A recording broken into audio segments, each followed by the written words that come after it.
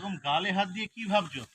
আর বলিস না, মেয়েটা বড় হয়েছে, উপযুক্তও হয়েছে, এবার তো বিয়ে দিতে হবে।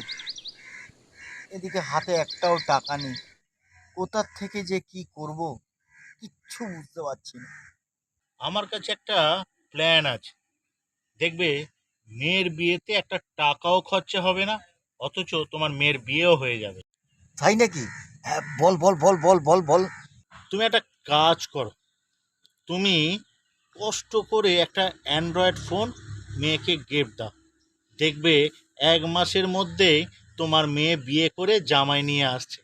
আর বছর ঘুরতে না ঘুরতেই তুমি নাতি নাতনিরও মুখ দেখতে পাবে।